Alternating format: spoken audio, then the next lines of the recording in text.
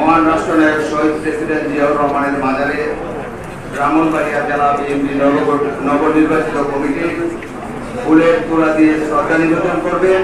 সেই আলোকে সামনে রেখে আয়োজিত আজকের এই আলোচনা সভার শ্রদ্ধাভাজন সভাপতি ব্রাহ্মণবাড়িয়া সদর ৩ আসনের অত্যন্ত জনপ্রিয় নেতা, জননন্দিত নেতা, তিতাস পাড়ের গর্ব, ব্রাহ্মণবাড়িয়া সদর ৩ বিজয়নগর সংসদীয় আসন থেকে তিনি দানিশীষ প্রতীকে নির্বাচন করেছিলেন।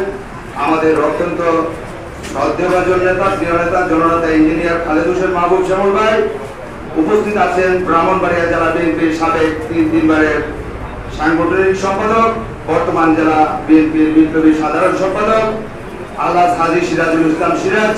উপস্থিত আছেন ব্রাহ্মণবাড়িয়া সরকারি কলেজের সাবেক ভিপি, ব্রাহ্মণবাড়িয়া জেলা বিএনপির ২ বারের নির্বাচিত সাবেক সাধারণ সম্পাদক, বর্তমান জেলা বিএনপির সংগ্রামী সিনিয়র সহসভাপতি জনাব জহিরুল হক ফুকন।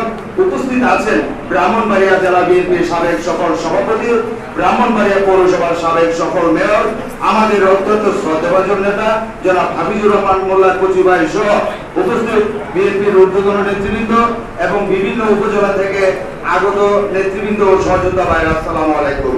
আসলে এখানে বক্তব্য দেওয়ার কিছু নেই। আপনারা জানেন ব্রাহ্মণবাড়িয়াতে নতুন জেলা বিএনপি কমিটি হয়েছে।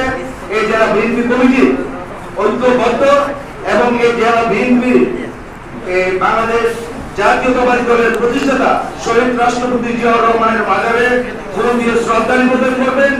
সেটাকে সামনে রেখে আজকে আমরা এখানে সবাই একত্রিত হয়েছি।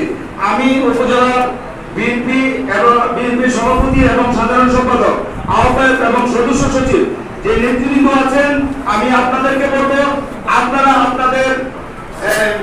আপনাদের উপজেলার যুবদল, ছাত্রদল, স্বেচ্ছাসেবক দল, মহিলা দল, শ্রমিক দল তাদেরকে নিয়ে আমার মনে হয় কালকে থেকে আপনারা কাজ শুরু করেন।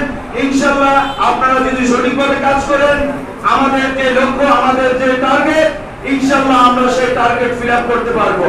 কারণ বিগত দিনে আপনারা জানেন বাংলাদেশ জাতীয়তাবাদী যুবদলে 2টি প্রোগ্রাম আমরা করেছি। একটি চট্টগ্রাম, সেই প্রোগ্রামে আমাদেরকে যে লোকের টার্গেট দিয়েছিল আমরা সেই টার্গেট ফিল আপ